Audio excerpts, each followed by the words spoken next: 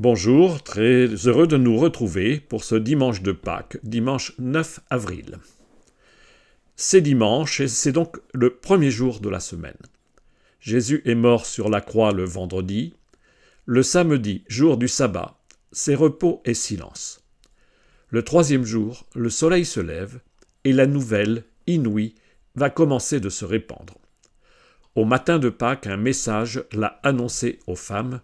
« Pourquoi cherchez-vous le vivant parmi les morts? Il n'est pas ici, il est ressuscité. » Ce jour de Pâques, nous suivons Marie, Pierre et l'autre disciple à la porte du tombeau vide. Et nous entendons le cri de la foi nouvelle. Il vit et il crut. Mais qu'a donc vu le disciple pour croire? Pendant ce temps de Pâques, nous ne lisons plus le Premier Testament. Jusqu'à la Pentecôte, la première lecture vient des Actes des Apôtres. Pierre est envoyé ce dimanche par l'Esprit dans une famille païenne, et l'impensable se produit. Même les païens reçoivent l'Esprit Saint. Enfin, la deuxième lecture est un bref passage de la première lettre de Paul aux Corinthiens. Il vient d'apprendre qu'il tolérait un comportement indigne chez un des frères, et Paul exige que leur vie soit vraiment droite et vraie. Mais suivons d'abord Pierre sur la route de Césarée pour aller à la rencontre d'un centurion romain, et commençons donc par la première lecture. La première lecture raconte en quelque sorte la conversion de Pierre. Jusque-là, il s'est contenté d'annoncer la bonne nouvelle de la résurrection au peuple juif. Mais voilà qu'en plein midi, une vision le bouleverse.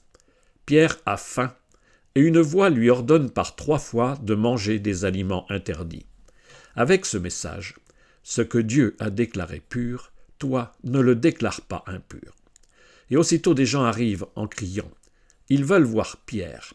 Un centurion romain nommé Corneille a eu lui aussi une vision. Il faut faire venir Pierre chez lui. Les plus curieux pourront aller lire le chapitre 10 en entier. Mais la lecture de ce dimanche nous en fait écouter seulement les versets 34 à 43 de ce chapitre 10. En ces jours-là, quand Pierre arriva à Césarée chez un centurion de l'armée romaine, il prit la parole et dit « Vous savez ce qui s'est passé à travers tout le pays des Juifs depuis les commencements en Galilée, après le baptême proclamé par Jean. Jésus de Nazareth, Dieu lui a donné l'onction d'Esprit Saint et de puissance. Là où il passait, il faisait le bien et guérissait tous ceux qui étaient sous le pouvoir du diable, car Dieu était avec lui. Et nous sommes témoins de tout ce qu'il a fait dans le pays des Juifs et à Jérusalem. Celui qu'ils ont supprimé en le suspendant au bois du supplice, Dieu l'a ressuscité le 3e jour. Il lui a donné de se manifester, non pas à tout le peuple, mais à des témoins que Dieu avait choisis d'avance, à nous qui avons mangé et bu avec lui après sa résurrection d'entre les morts. Dieu nous a chargés d'annoncer au peuple et de témoigner que lui-même l'a établi juge des vivants et des morts. C'est à Jésus que tous les prophètes rendent ce témoignage. Quiconque croit en lui reçoit par son nom le pardon de ses péchés. La forme de cette lecture, c'est un discours. Et Pierre y résume la foi chrétienne. Qui est l'homme Jésus? Qu'a-t-il fait de remarquable? Comment est-il mort?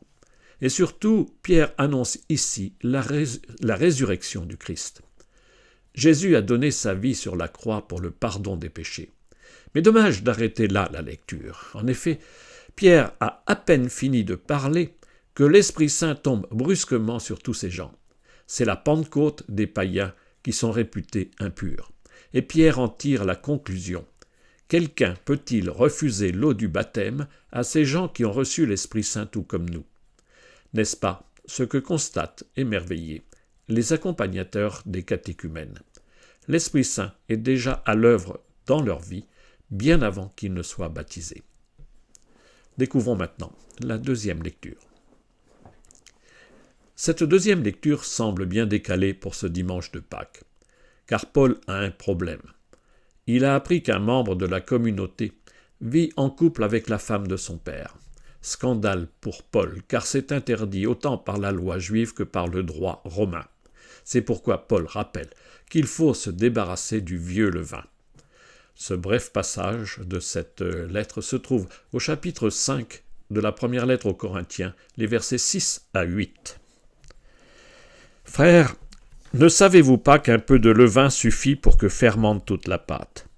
Purifiez-vous donc des vieux ferments, et vous serez une pâte nouvelle, vous qui êtes le pain de la Pâque, celui qui n'a pas fermenté. Car notre agneau pascal a été immolé, c'est le Christ. Ainsi, célébrons la fête, non pas avec de vieux ferments, non pas avec ceux de la perversité et du vice, mais avec du pain non fermenté, celui de la droiture et de la vérité. Paul demande aux frères de Corinthe, de rejeter de la communauté celui qui cause le trouble. Que les gens en dehors mènent une vie de débauche, cela ne le concerne pas, mais pas un frère. Aussi Paul demande qu'on ne mange plus avec lui. L'image symbolique du pain partagé prend ici donc une dimension eucharistique. Il est bien question de fête pascale et du pain de la Pâque. À l'instant de goûter ce pain nouveau, nous entendons ces paroles du missel « Heureux les invités au repas des noces de l'agneau ». À ce repas, seuls sont conviés ceux qui ont revêtu le vêtement blanc, comme celui qu'ont reçu dans la nuit de Pâques les nouveaux baptisés, un vêtement lavé dans le sang de l'agneau. Paul nous invite à nous purifier du mauvais levain du péché pour goûter avec bonheur à la douceur du bon pain de Pâques. Et nous allons lire maintenant l'évangile de ce dimanche. Le vendredi saint, la lecture de la Passion chez saint Jean s'achève ainsi. À cause de la préparation de la Pâque juive et comme ce tombeau était proche, c'est là qu'ils déposèrent Jésus. Le jour de la Pâque est aussi jour de sabbat chez Jean. Personne ne bouge. Marie-Madeleine est la première à se lever tôt le dimanche matin. Ce récit du premier jour de la semaine se trouve au chapitre 20 de Jean, les versets 1 à 9. Le premier jour de la semaine, Marie-Madeleine se rend au tombeau de grand matin. C'était encore les ténèbres. Elle s'aperçoit que la pierre a été enlevée du tombeau. Elle court donc trouver Simon-Pierre et l'autre disciple, celui que Jésus aimait, et elle leur dit « On a enlevé le Seigneur de son tombeau, et nous ne savons pas où on l'a déposé. » Pierre partit donc avec l'autre disciple pour se rendre au tombeau. Ils couraient tous les deux ensemble, mais l'autre disciple courut plus vite que Pierre et arriva le premier au tombeau. En se penchant, il s'aperçoit que les linges sont posés à plat. Cependant, il n'entre pas. Simon-Pierre, qui le suivait, arrive à son tour. Il entre dans le tombeau. Il aperçoit les linges posés à part, ainsi que le suaire qui avait entouré la tête de Jésus, non pas posés avec les linges, mais roulés à part, à sa place. C'est alors qu'entra l'autre disciple, lui qui était arrivé le premier au tombeau.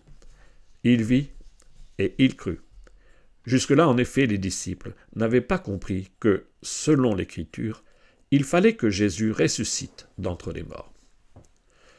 Dans les 4 évangiles, tous les récits qui annoncent la résurrection du Seigneur se déroulent le premier jour de la semaine. Dans la semaine juive, le 7e jour, le jour du sabbat, c'est le samedi. Le dimanche, c'est donc le premier jour de la semaine. À la différence des autres évangiles, Jean ne raconte pas la venue des femmes au tombeau. Son récit met en scène 3 personnes. Pierre, le disciple que Jésus aimait, et Marie-Madeleine. Au matin de Pâques, alors qu'il fait encore nuit, Marie s'approche seule du tombeau. Elle voit le tombeau ouvert, le corps n'est plus là. Elle est encore bien loin de la foi. Mais si nous lisions la suite de ce récit, au chapitre 20, les versets 11 à 18, nous pourrions entendre avec Marie la voix de Jésus qui se fait reconnaître d'elle. Marie est la première à connaître la joyeuse nouvelle de la résurrection. Et il faut bien, comme Marie, avoir le cœur bien près du Seigneur pour croire. Mais avant cette rencontre, Marie est d'abord allée alerter les disciples. Le tombeau est vide. 2 hommes courent vers le tombeau. Le disciple que Jésus aimait arrive le premier. Il laisse Pierre entrer, car il est bien le chef des 12 désigné par Jésus. Pierre voit. Il voit les linges bien rangés, posés à plat, le suaire roulé à part. Pierre voit, mais il ne réagit pas. Il faudra que Jésus lui apparaisse pour qu'il prenne conscience de l'événement qui va bouleverser l'histoire. L'autre disciple a jeté un premier regard, puis il entre après Pierre. Et là, nous dit le texte, il vit et il crut. Que voit-il? Les linges de la mort devenus inutiles. Marie a cru qu'on avait enlevé le corps de Jésus.